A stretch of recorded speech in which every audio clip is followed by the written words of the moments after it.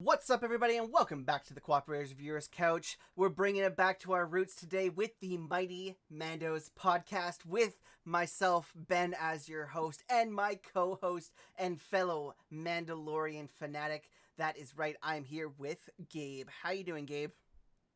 This is the way. This is the way. If you didn't know, on the Cooperators Viewers Couch, on the Mighty Mandos especially, we talk about The Mandalorian week by week as it comes out on Disney+. By the way, Disney+, if you want to give us that little sponsorship, we would never say no to that. Am I right, Gabe? I would greatly appreciate that. And seeing as though we're pretty on top of it and we talk about our own things. Yeah, it's true.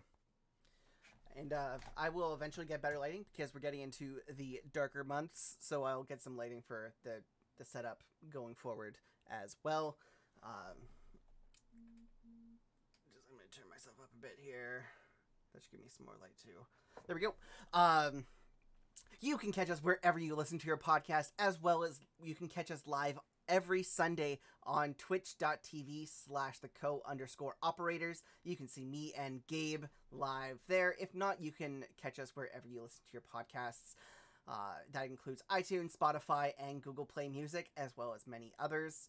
You can also connect with us on our social media channels. We'll talk about that later, as well as if you have any questions, you can send them in to both our Anchor account for the Anchor voicemails, as well as our email. But again, we'll get into that at the end of the show. But without further ado, let's get into The Mandalorian Chapter 9, The Marshal. Gabe, let's get some initial thoughts from you. What did you think about The Marshal? Did you like it? I thought they did a very good job of doing a season premiere of a very anticipated season. Mm-hmm. I think the one thing to note about it is that it was already filmed, right? Like they had already filmed it halfway as I believe season 1 was going through. So they were already started production on season 2. And so far for me, I'm so excited because you can tell that the vision of like the long game has been played out for what they know where it's going to go. And I think when we last left our podcast, we had talked about where are they headed, what's it going to look like, what's the longevity of the show. Mm-hmm. And right now of how it started, I'm very excited about it. As I thought, I was really pumped for the way they started the season. I only really have like one critique about it, and it's not even a critique. It's like kind of just like, oh, I guess it's this thing then. So that's about it. It was great. I really enjoyed it. It was a ride. It was a great standalone episode. Mm-hmm. Yeah, it really was. And like, I mean, there's definitely some things that you probably would have need to know to go into it, but if you didn't, you'd still be able to enjoy kind of this action adventure thing. You get the cuteness of Baby Yoda, of course. I liked the mechanic a lot more this time. Like, I don't know why, but maybe it's because I did like a full rewatch, and I actually enjoyed her more in the rewatch I did as well, because I think I understood it a little more, like where she was coming in as a character. But I really enjoyed her part.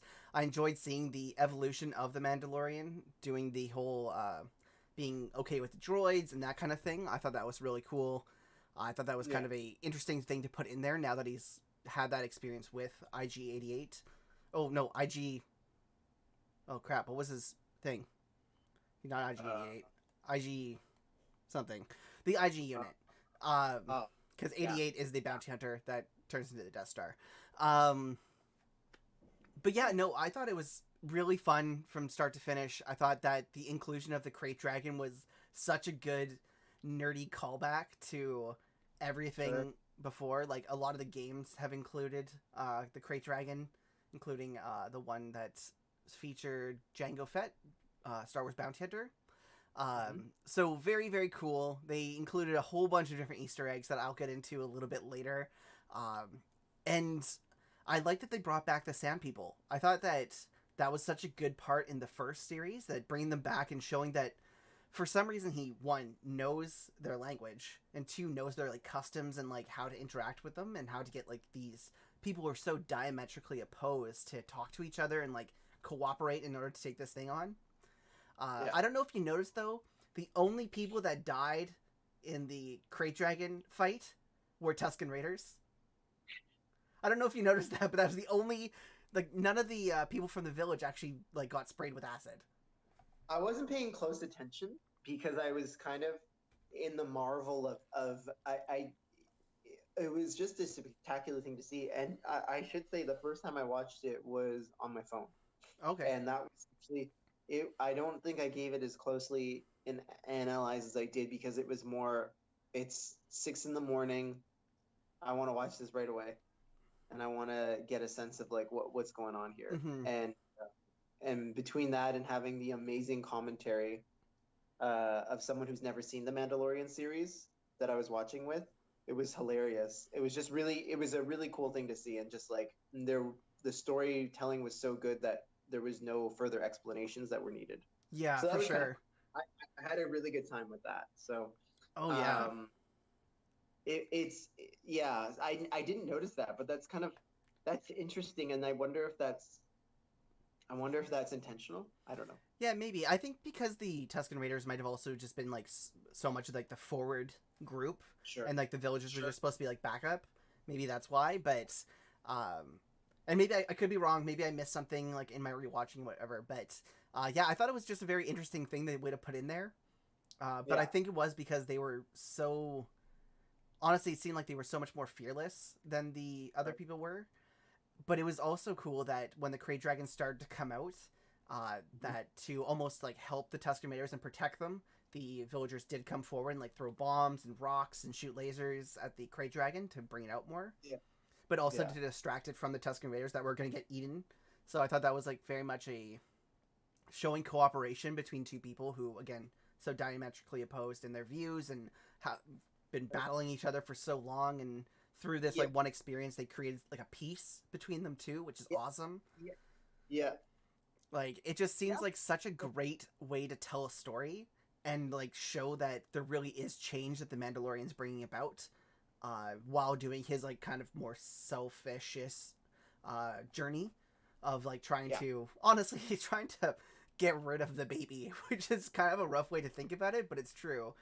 He is trying yeah, to yeah. pawn off the baby onto who it belongs to, but I mean, he also seems to really care about the child or Baby Yoda, however you want to say his name. Yeah. I mean, the other part of it too is like, it's so fascinating to me. Um, I mean, maybe we should do the plot summary Mm-hmm. first, if you want to do that, and then we can get into the more deep dive of it. Because for me, there's like, I have so many questions I would love to sit down and talk to John Favreau about, in particular, because he is kind of pretty much, He we is can the safely say series. he's the showrunner. Yeah. And there's a lot of similarity between, I think he heard a lot of the feedback and criticism, I think, from fans and mainly like critics. And I think in this episode in particular, I saw it was interesting to talk about the plot points, um and not avoid the larger analogies Mm-hmm. of like what it means for our society. That being said, like, could the cast have been a bit more diverse? Sure, always. You can always strive for that. Although I do think it was interesting, and I think for you enjoying the mechanic, such an interesting callback too, because I liked her character, and I liked the fact that she was kind of this interesting.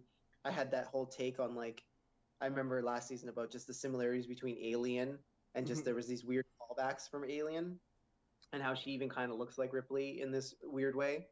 I thought she was fine. I actually felt like Amy Sedaris was more in control of her character in this one Mm-hmm. than in the last episode that we Okay. saw her in. So, anyways, maybe we should do the plot summary. I got my song ready to go. Oh, nice. All right, let him get his green You drink in want him me to do it first. now? Yeah, of course. We're about to go into the plot, and we're live, Okay, man. here we Like, go. come on. Mighty Mighty Mando, Mighty Mighty Mando, Mighty Mighty Mando, plot summary. Nice. I like that one. That's my favorite one so far. All right. We start off on a weird ass planet with the Mandalorian about to go into, I guess, a cage fight between two Yeah, Gamorrean guards. Which, again, just to start off, that is such a great scene because, like, you hear about the Gamorrean guards. They're supposed to be like powerful and like this kind of like warring tribe, but you don't really see it ever.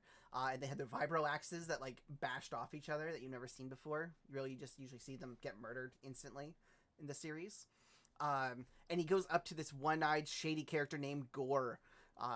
He's some sort of crime boss, I think. We gleaned that, and he's trying to get information about the Mandalorians. We find out that Gore's actually hunting Mandalorians and killing them for their Beskar armor because he's a really big douche canoe. And the price for the Beskar armor is like apparently very high now. Oh yeah, because they're not able to mine it anymore, right? Mm-hmm. After trying to get the Mando to gamble away his armor, he instead pulls his blaster out, kills one of the 2 Gamorrean guards because he's a dick, and turns his weapon on the Mandalorian with several goons. Quickly, Baby Yoda has it's like the cutest moment I think I've seen so far of him, where he like quickly sees like the screaming eagles, I think they're called. Yeah, I think that's what they're called. Yeah. He sees it like light up, and he like presses his button to go into his shell because he knows what's about to happen. And so the cradle closes, and all of the guards die except for Gore. There's a sweet little fight scene between the Mandalorian and some more of the, I guess, the cage fighters, probably more likely. And Mandalorian kills them, obviously, gets away, and goes after Gore, stringing him up like I think he's done to somebody before. I could be mistaken. This is so, to me, the similarities between the first season pilot and this season premiere were very eerie, but very different too. Mm-hmm. But it was same situation, kind of. Yeah. Except in this case, there's no doors that close on him. Yeah. Instead, he gets tied up and lets the weird ass whatever those beasts were with the glowy eyes like eat him. After he tells him, he kept to his word. That's true. He said he wasn't going to kill him. That's true. Well, I mean, if feeding somebody to something else, kind of killing him. It's like when Jabba fed somebody to the Rancor. I think his exact words were, "You're not going to die by my hands." That's true. That's fair. Naturally, like you said, he keeps to his word and ropes him up, gets the information that there's a Mandalorian on Tatooine, and the Mandalorian just pieces out, shoots out the light that was, I guess, keeping Gore safe from these things with the glowing eyes that apparently don't like light, and he walks away, and that's where we get the first song, like the theme. And yeah, God, it was just, I want to go into this scene a little bit because I figure like this might be a good way to do it. Like as we talk about the plot, we talk about kind of our points. That's fine by me. Yeah. Just backtrack. Whistling birds, I think, is what they're called. Yeah. Right? Or Whistling birds. Yeah. Yeah. But those things, you know, they had to come back. Oh, they had to come back again. You have to bring them back. I'm sure they'll come back again. It's so fascinating to me because, like, digital streaming is very similar to cable TV in the sense that, like, you know, the season premiere and the season finale are going to have a larger budget than the rest of the episodes. And so I kind of knew a lot more stops were going to get pulled out for this season. Mm-hmm. But that being said, it was so cool to see those whistling birds go. Oh, yeah. And I was just like, oh, hell yeah. It was such a good callback, too. And, like, he obviously has used them more than once because Baby Yoda knew what was going to happen. Like, he, like, instantly was like, oh, shit's about to go down. Let's close this thing. And, like, how he, like, he looks so practiced fighting around the baby now. Like, he knew to, like, kick the stroller thing out of the way and, like, start fighting after instead of, like, leaving him to his own devices. Yeah, I'm kind of curious to know what the timeline is like. Like, how many months are we, or weeks or days are we from the season finale of season 1? Yeah, that's curious because just to show that time has progressed, but I'm assuming time has progressed. I don't know how much time. I have to assume it did. The other thing was, like we talked about, it is kind of the same, where the Mandalorian comes in looking for the specific person, looking for a specific set of information, and then has to go in, you know, one of two ways, either easy or hard, and they choose to make it difficult. Of course. And ties them up with the rope. I thought it was really good. I think for me, I'm very impressed with how each of these seasons have started with just like a really solid bit of action. Mm-hmm. What else was there that was kind of interesting? That I was like, oh, that's kind of cool. Oh, John Leguizamo. John Leguizamo is the voice of of Gore. Oh, cool. Which I was really impressed with. Like, I was like, that voice sounds familiar. I'm like, what who the hell is that? And then the credits rolled, and I was like, John Leguizamo? Really? That's really neat. So yeah, it was very cool. Awesome. The Mandalorian walks away, like I said, and he starts off towards Tatooine, landing in Mos Eisley like before, in the same hangar as before, where he briefly unites with Peli Motto, like we said, Amy Sedaris, who tells her mechanic droids to piss off, which was pretty good. And then he's like, no, it's fine. You can do your thing.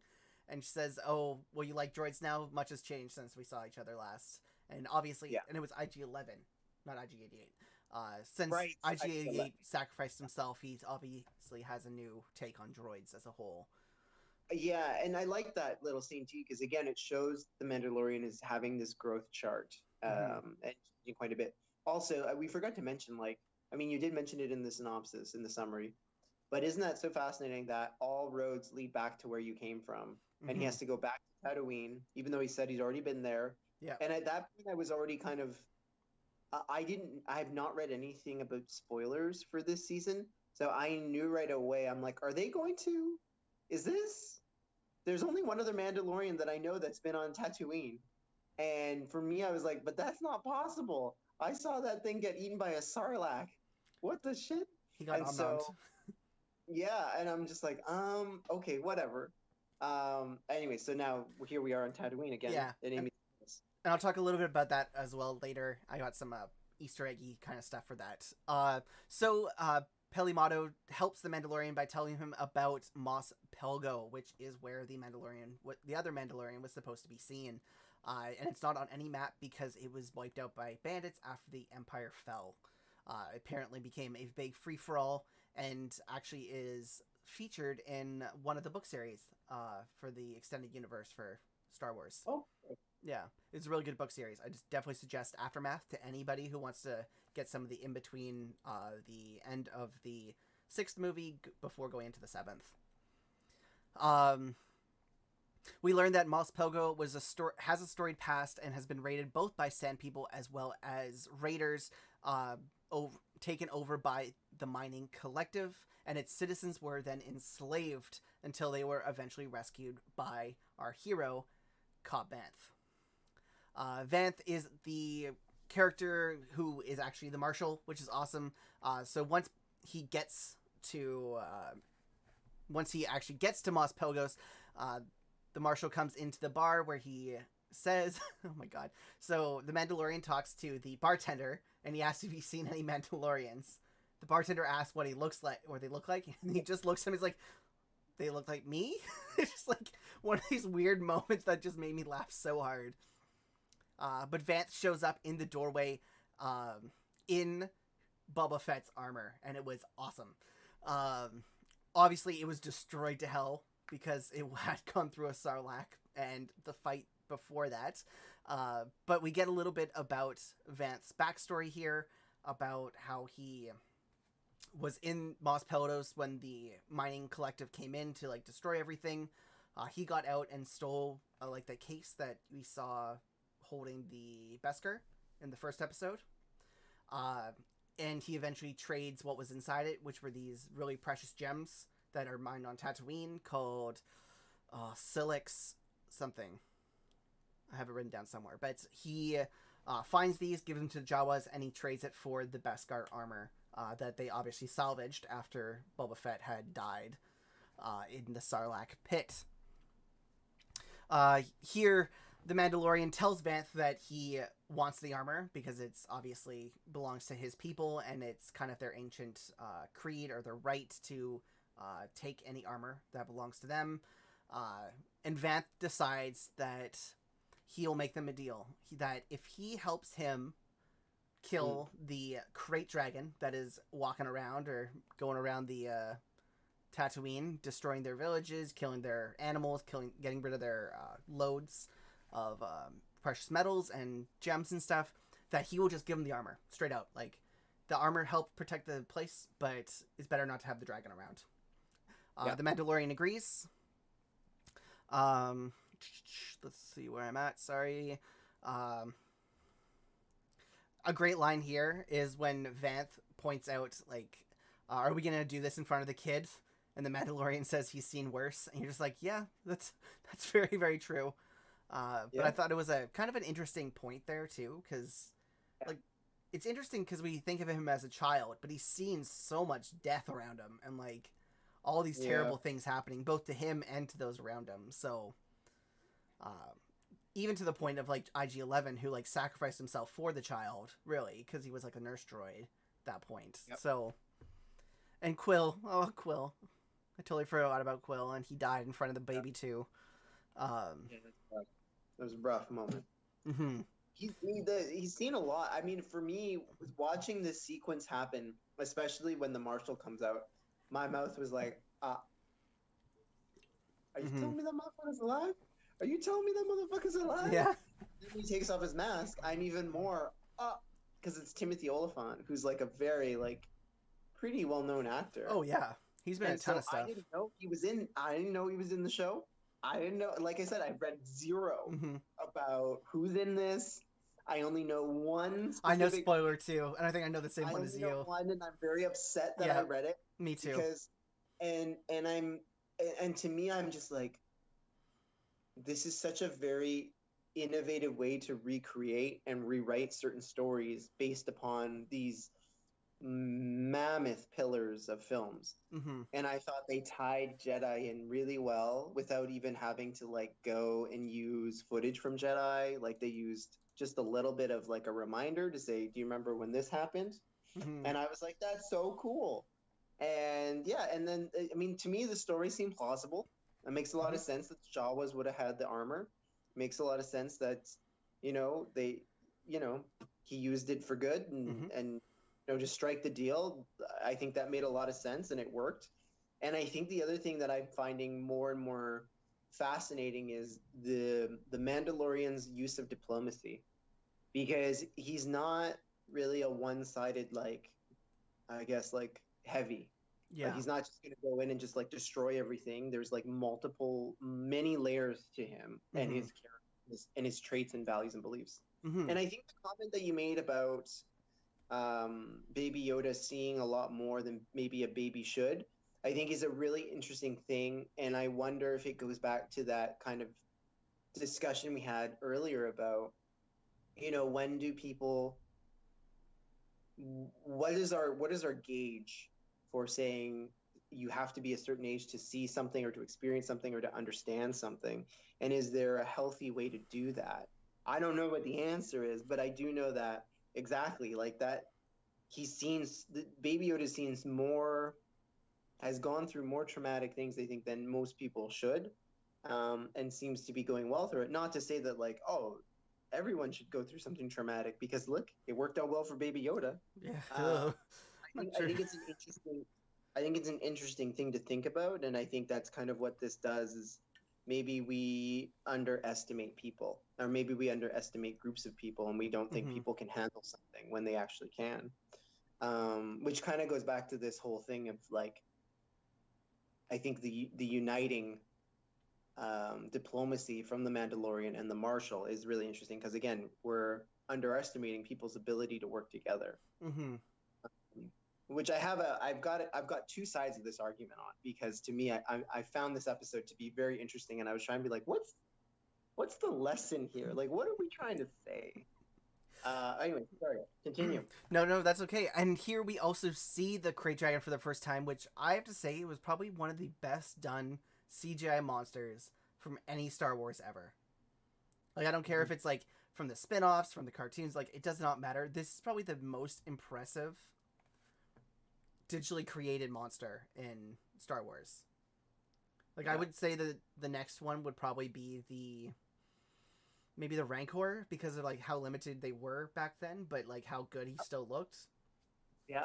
But beyond that, I think that, I mean, you just have to look at other digitally created ones that they've done in the past, like say all the stuff that they added in the digitally remastered ones. Like, this was just on a whole different level, and it's incredible to see, and I'm so excited to see more of like this level of animation within that this universe.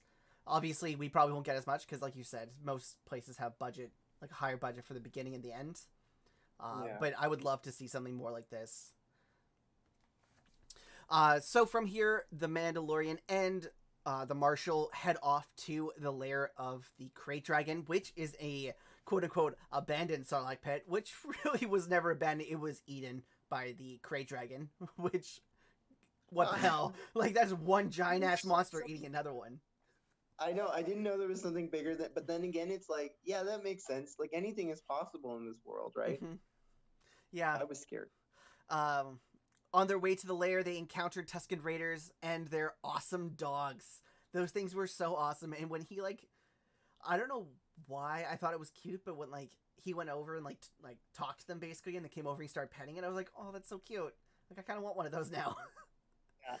Yeah. I didn't know that either, and it was so funny because I thought it was going to go the other way as well, and it's just so funny how very unexpected. And then we see sand people. Yeah, and before, he knows how to talk to them, knows how to barter with them, and I guess through the short amount of conversation, he realized that they wanted to get rid of the dragon as well. Like it's been affecting them just as much as the other people, so they decide to band together. And they make camp with the Sand People that night, and Vanth and one of their hosts almost come to blows because he wouldn't drink the smelly, weird fruit spore juice thing that he had there, which honestly looked awful. Like the puff of spores that came out of it, I was like, oh, that cannot be safe to drink. No, but at the same time, I was really rooting for him to do it because I think that's the thing, right? Is I think this is it was such a fascinating episode in the conversation of how do you acknowledge that you're different, but do it in a way that maybe isn't not respectful, but because I don't think you're meant to be friends with everybody, but in a way that's, I guess, hospitable. Mm-hmm. How can you be hospitable to someone and show them a modicum of respect? Yeah. And I was just like, damn, Marshal, you really had your chance there. We were really rooting for you. Mm-hmm. And it's at this point, I was fine with him dying. Oh, wow. Rough. I was totally fine. Because, he's killed their people. They've killed his people. Yeah. He just seemed expendable at this point. And I was like, yeah, that makes sense. Yeah, that's fair. So from here, the Mandalorian stops them from actually getting into blows, though, when he shoots off his fire.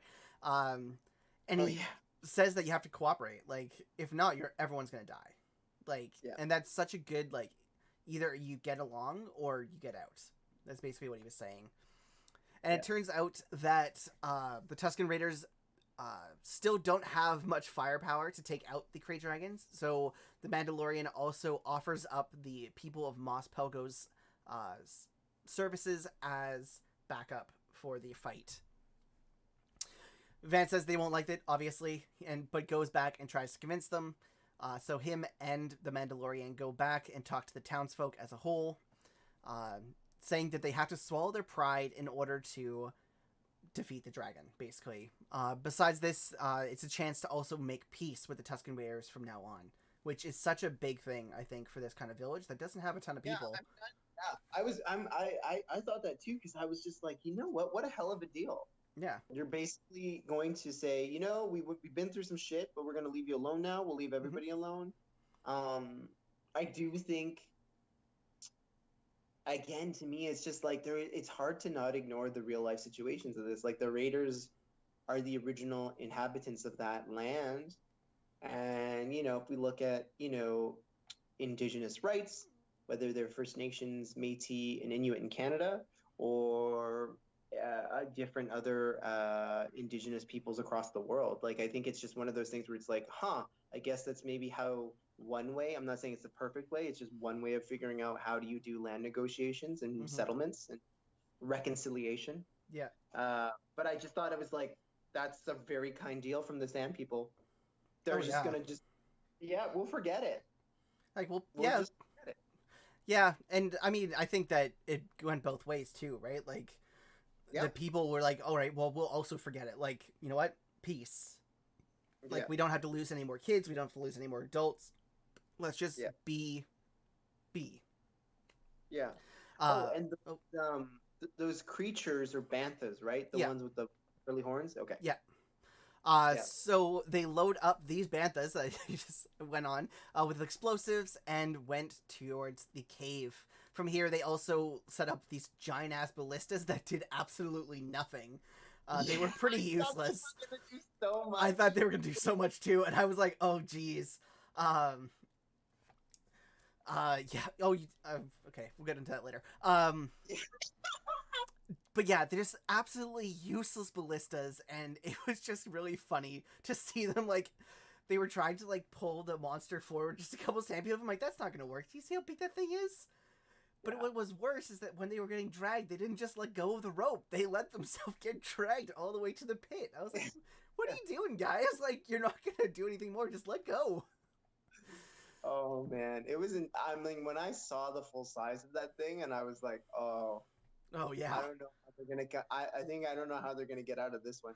Because Oh I mean, man. like we know that the Mandalorian is the hero of the show and has that that body armor, Mm-hmm. but at the same time, we've discussed this before, you and I, about the fact that at some point the Mandalorian is going to meet his match and either die or something is going to happen that will pierce this armor. Mm-hmm. And um, we also know this is not just because it's on Disney Plus. It's not a kids show. Like Yeah. there's actual like people die, People die. and so for me, I was like, this is not going to end well. Like that thing is huge. Those Tusken Raiders are just basically like fodder, Mm-hmm. and this thing's going to eat people. Oh It's yeah. ginormous. Well, And it's not just huge. eat them, he freaking melted them. Getting into that, the crate dragon, Oh, yeah. way cooler than any other dragon on TV in the last, like, 10 years, with the freaking acid breath that comes out and just melts the sand people. Like, oh my god.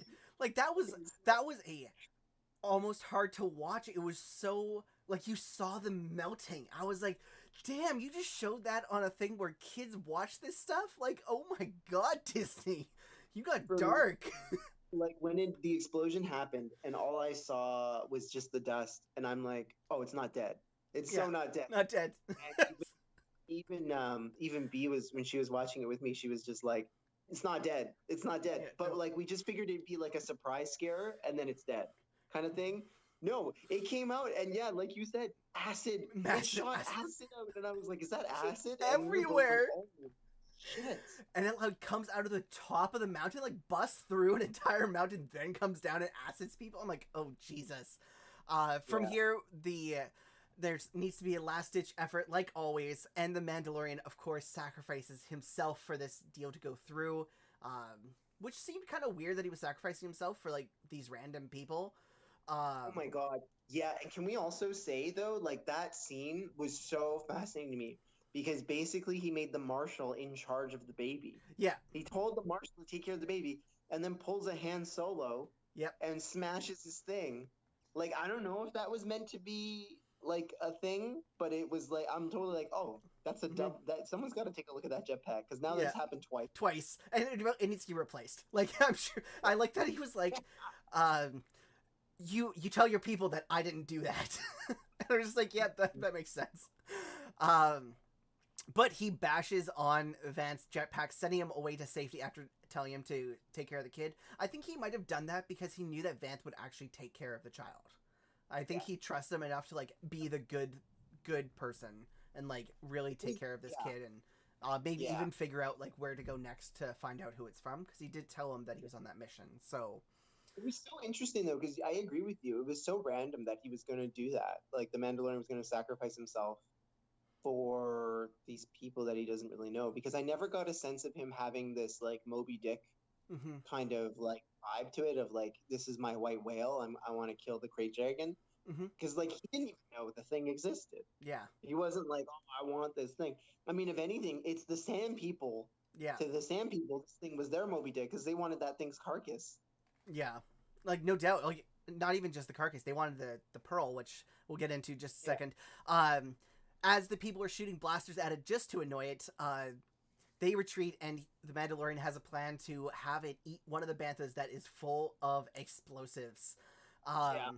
Which was such a good plan, but I don't know why he had to get eaten for that plan to work. They just needed the crate dragon to eat it. I thought he totally was gonna rock it out. Yeah, me too. But instead, he goes inside the Krayt Dragon. I guess all the acid was gone by this point because he not only gets him to eat the bomb, but he also electrocutes the hell out of the inside of that dragon with his sweet, multifaceted blaster thing he has. He makes his way out, and then he blows it up from within. Such a good plan. You think that would have been like one of the first plans they had? Like, put a band out there and just boom. But it would probably have been way less exciting for us. Yeah.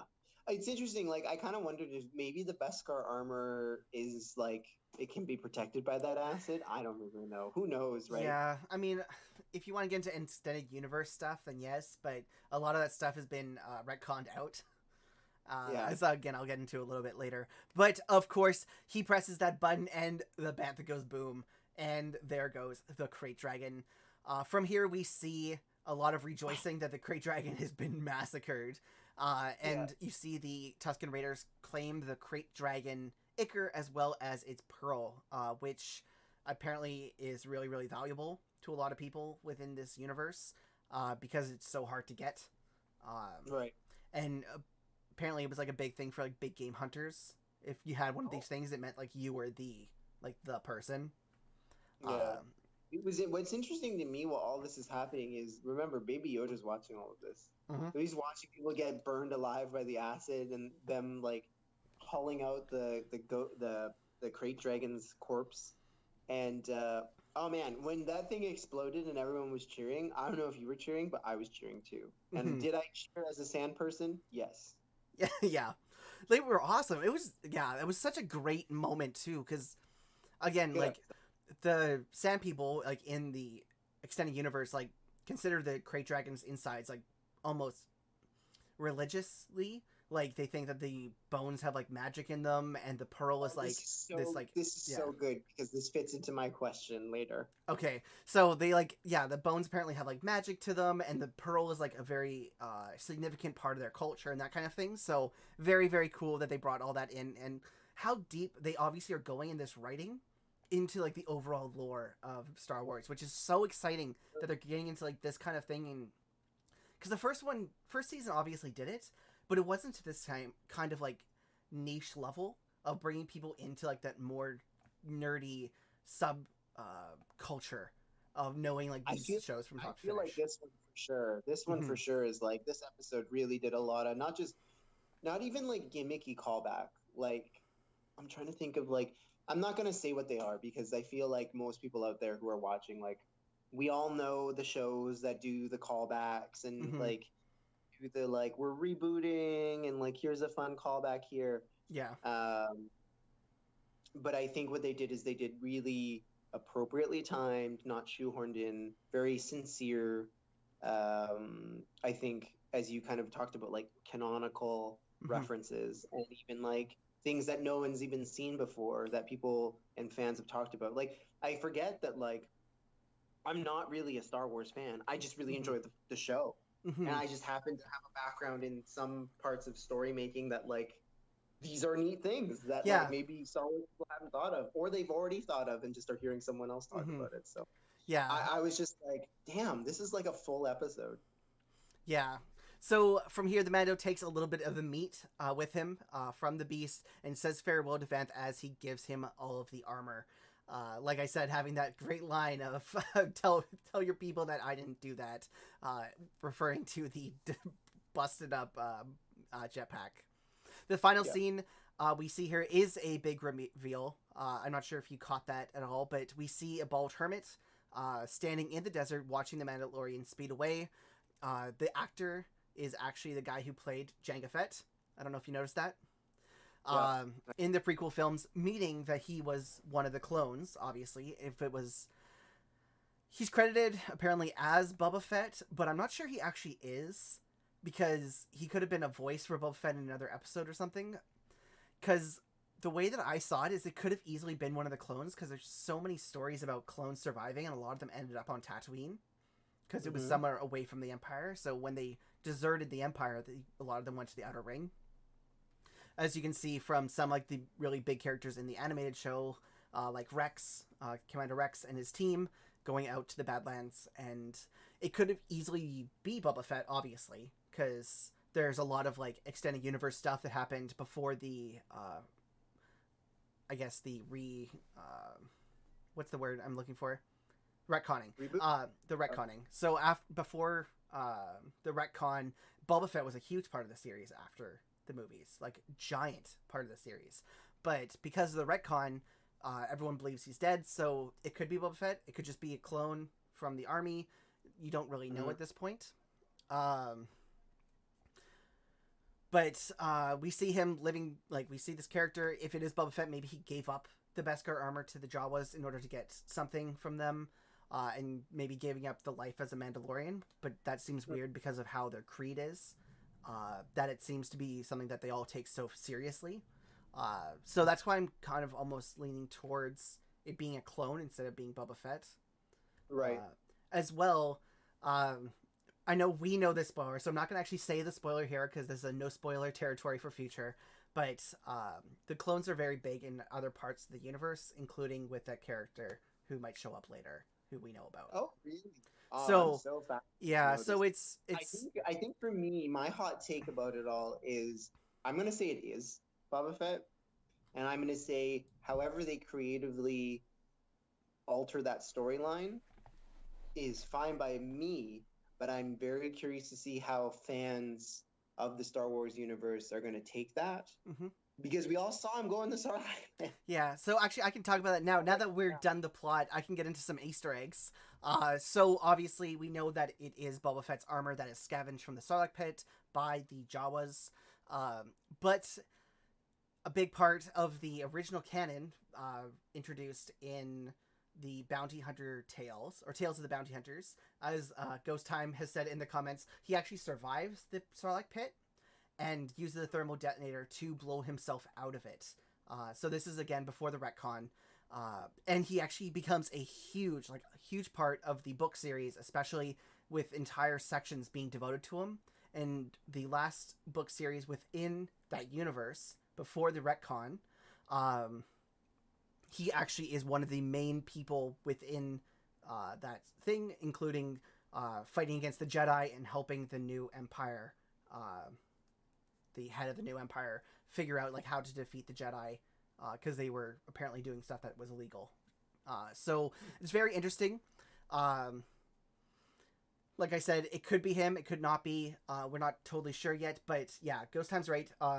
In the original canon, he did blow himself out with a thermal detonator and ended up being like the best man at boss sweating and all that kind of stuff too. It's very interesting. If you ever want to learn more about Boba Fett, I would definitely suggest going into some of the original canon, especially there's a series where he's actually prevented from ever going back to Mandalore or to see his daughter because he's injected with like a very specific disease that would kill him and anyone with his family, like anyone with his same genes. So he's prevented ever from going back to Mandalore. It's very, very cool. Very great series. He's such an integral part of everything. So I definitely suggest them. Yes, you're right. Dengar did save him. And they ended up working together for a while too. And Dengar actually married Twi'lek, I think. I think that's how it goes. Oh. Yeah, very, very interesting. There's so much, like I could talk for hours and hours about the extended universe. Another Easter egg that I saw, which was awesome, was Vanth's speeder bike. I don't know if you noticed, is actually made out of the front turbine of a pod racer, and it looks just like Anakin's front turbine actually. So I thought that was kind of a fun. That's cool. Yeah, fun nod to the original series. This is actually the first time we actually see a crate dragon either. We originally see a crate dragon skeleton in the very first movie. So in Star Wars A New Hope, we see the crate dragon skeleton on one of the sand ridges as we're moving along with, I think, the two droids. As well, the cry that Obi-Wan did to scare off the Sand People was a crate dragon cry. So that was very cool. Yeah.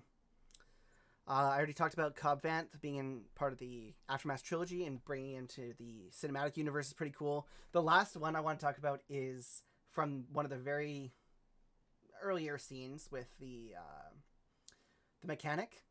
She has R5, which is the exact same droid that we see in A New Hope. R5-D4, also called Red by Luke Skywalker. He's the one who blew his own gasket so R2 could go with C-3PO and Luke. There's a lot of stories actually about R5, which is kind of awesome.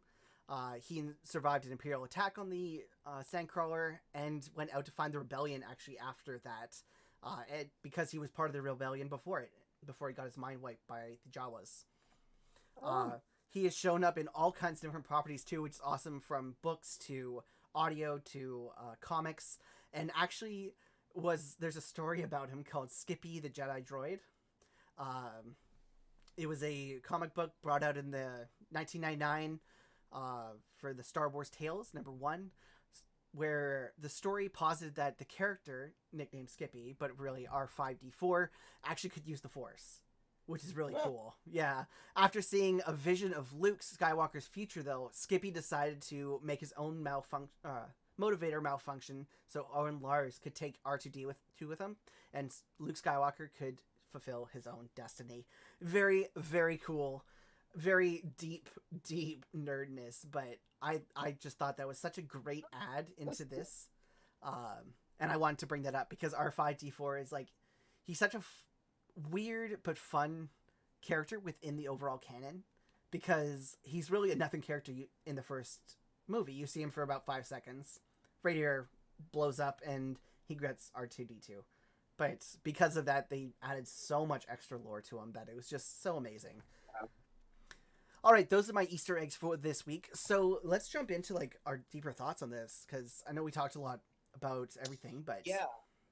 Well, I think for me, I think we kind of just went back and forth on it. For me, the big thing about it was just the unification of two different people, two different factions coming together and uniting for the greater good, and seeing how those peace talks work. And I thought it was really apropos to have an episode like this with an election coming up in the United States, with the fact that we're all in a global pandemic and we're trying to band together to figure out, like, what do we do? How does this work? We all have like fatigue from it. We're all itching to do stuff and to be out there and be social. But how do you go about your differences and kind of like rise above?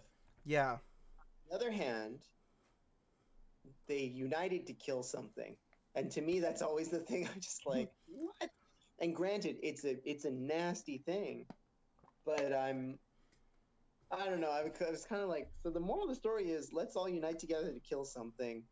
But I also can kind of look above that and kind of maybe be naive about it and say, well, it was a nasty creature and something that was going to threaten other people and hurt other people. So I think another way to say that is uniting against a common threat, which is something that's happened throughout history. Just look at like any of the world wars, right? That's different nations that maybe don't have the same beliefs and stuff, but they band together to take on this monolithic entity that is causing pain, causing death, that kind of thing. So if you look at it that way, it's a little less like, let's kill something to like be friends, but...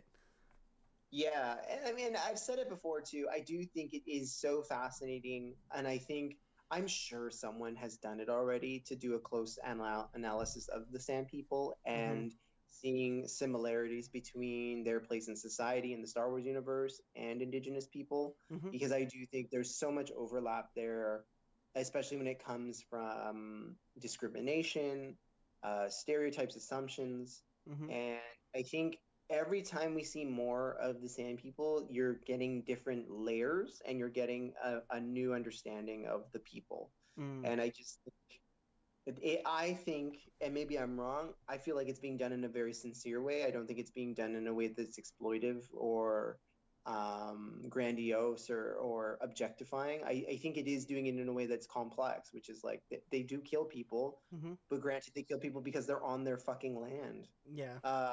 And I just think that's so, it's hard not to ignore that in this time period that we're in. Yeah. The thing that I found quite interesting is, and we've talked about it before, and I think maybe, hey, there are like 78 people here. Maybe one of them is a gender studies major. To talking about the role of men in the Star Wars universe, because consistently we're seeing, and maybe correct me if I'm wrong, I can't remember in last season, but this season we've seen just men just be vile to each other. Like they backstab and they twist and they turn. And and you've got the Mandalorian doing this kind of like old school like style of masculinity, of like the strong silent type. I'm not going to do this. I'm going to do these things. This is my code of beliefs. And Mm-hmm. I just think there's a lot of room to explore there that I just frankly it's out of my field, but I feel like it's important to acknowledge because like the reality is that that's what's happening. And Jon Favreau is a guy. Mm-hmm. He's a cisgender man. He's the head runner of the show. He wrote the episode. He directed the episode. Um, I just think there's a lot there too, and he's even talked about it too in interviews about the Western and just the gunslinger kind of vibe that he wanted to have in the show. So Mm-hmm. it's a lot. It's a lot all at once. I realize, but that's how my brain is like firing after watching the episode. Yeah. Again, like it'd be interesting to get a gender studies person on for what podcast. Maybe when we do our wrap up this year, we'll try and get some guests who might know some, like both gender studies would be fun, but also like critique, like film critique students. I don't know, film majors, I guess, or and Yeah, I don't know I mean, how to say it, but like someone who has, yeah, sorry, I didn't mean to cut you off, oh, but go like ahead. even somebody who has like a background in like First Nation studies for Canada, Mm-hmm. because I feel like there's a lot here. There's a lot here, and I'm sure we're not reinventing the wheel. I know there are other people, and I plead ignorance on that to know that there are other people out there. And I'm not saying like, oh, I'm ignorant about it, but I'm just going to say it anyways. I'm just saying I know I'm not educated enough to know that there are those things out there.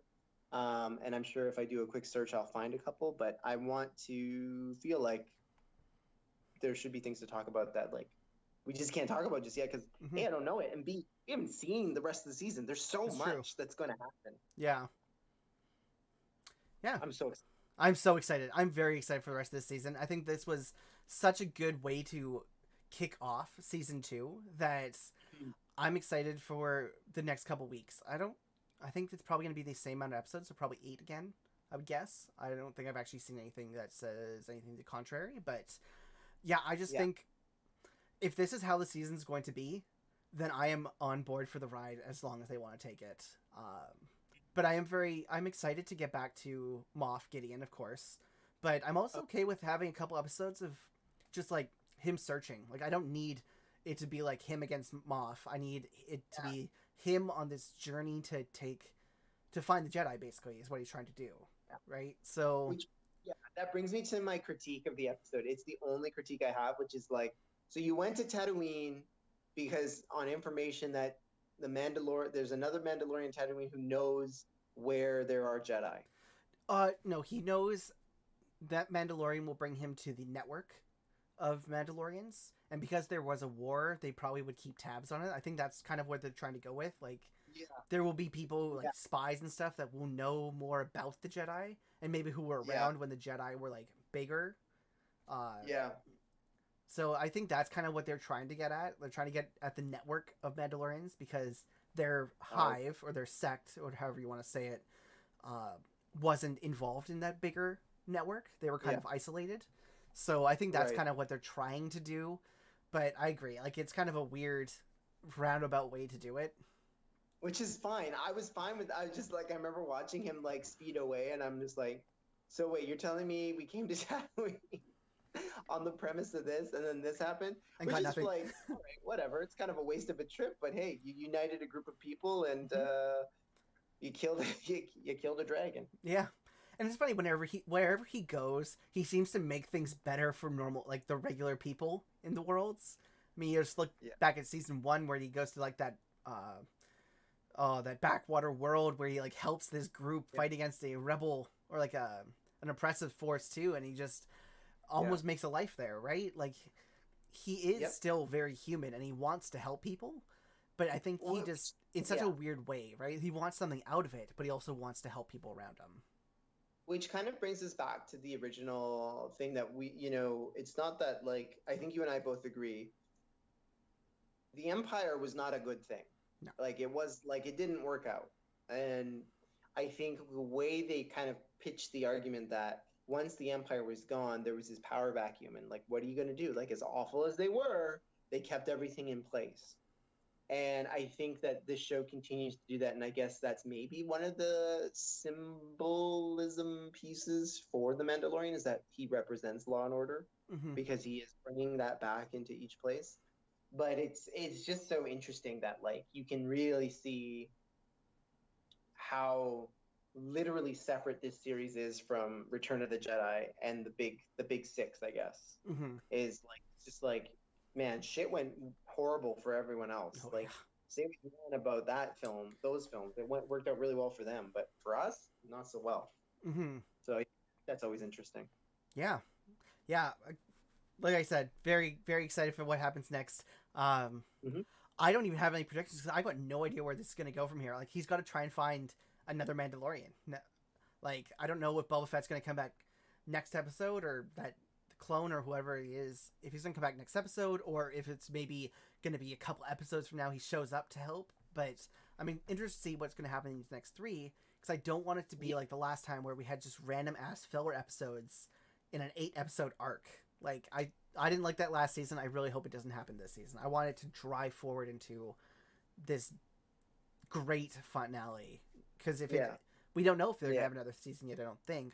There's been anything announced about season 3. I don't think so either. So this could just be the end, right? So I want to make sure that these episodes that we do have mean something as we head towards maybe the finale of the entire series.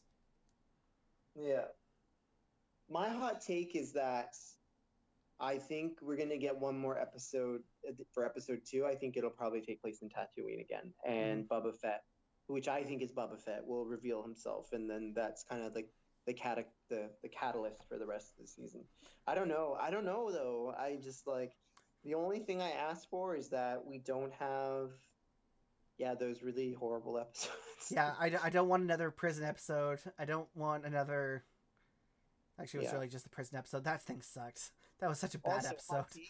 Hot take. I think we saw Boba Fett in season 1, and I think it was his feet that we saw at the bottom. I don't think so. In the Tatooine episode, in the Gunslinger episode, I think that's what it was. No way. No way that was Boba Fett. Know why? Because he was wearing his armor. He was wearing armor, right? So I think it was Vanth that had that, right? Yeah. Because Boba Fett, if it was Boba Fett at the end, was wearing just like a plain robe. He had his bantha stick as well as his gaffy stick and his blaster. He might have even like become part of the Tusken Raiders band because he was using Tusken Raider weapons. Unless he killed a Tusken Raider and took all their stuff, and that's pretty dark too.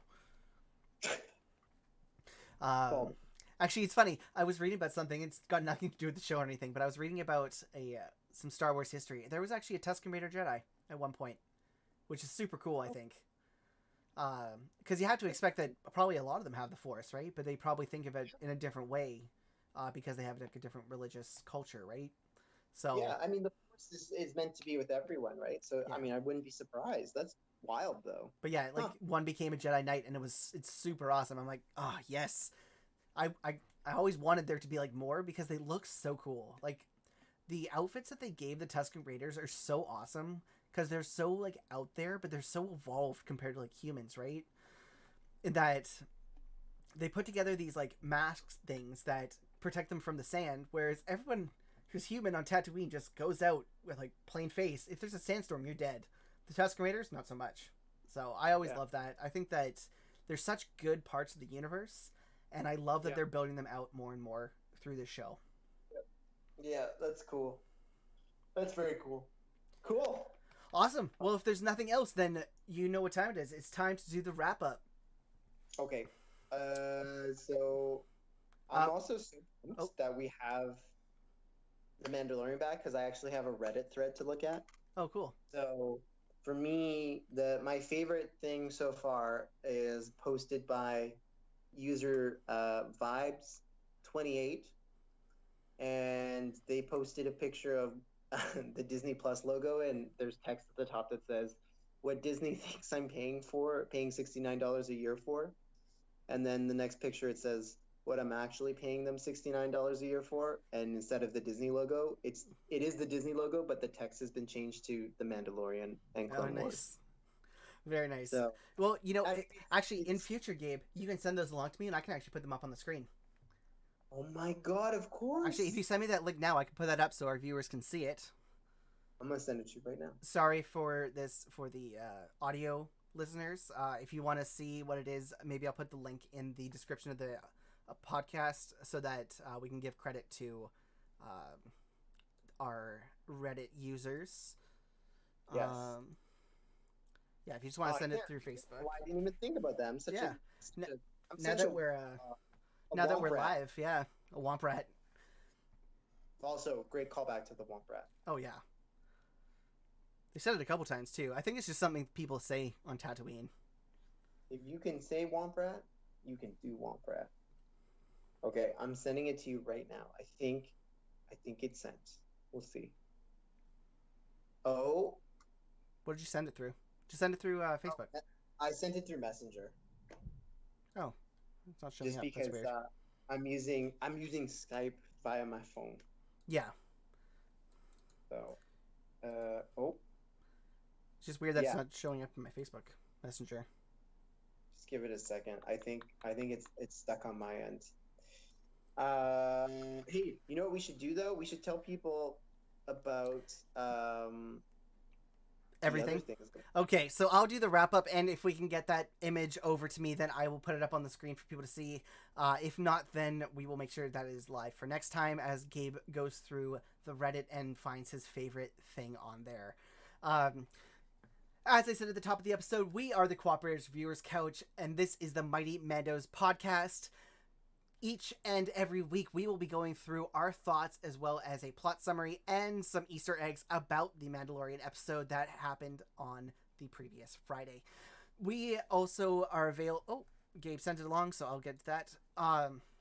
We are available wherever you get your podcasts. If we are not on your podcast platform of choice, please let us know, and we will make sure to switch over. You can also catch us live on Sundays at twitch.tv/theco_operators. Make sure to follow and subscribe there to make sure that you know when we're coming on that day. You can also catch us on social media. We have Twitter, Facebook, and Instagram. We're going to be using that more and more over the coming months. I have a plan to roll out our social media more to get more of you guys involved. And you can also reach us either through Anchor voicemail for any questions that you have or comments or anything like that. And if we like them, we will actually play them live on the show.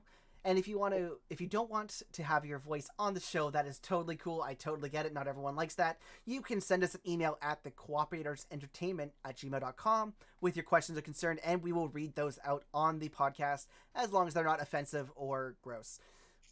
Yeah. So let me just bring this over, and I'll show you the thing that Gabe has going here. Oh, also, are you doing platinum stuff this week? I released last week, so no, it's not this coming week. But you can catch me on the Cooperators Viewers Couch Pursuit of Platinum every other Wednesday. The next game I will be reviewing is Genamaro, and after that I'll be doing God of War and hopefully Ghostbusters, because I'm almost finished that game, and I'll just need to do a quick power through for the last trophies after that.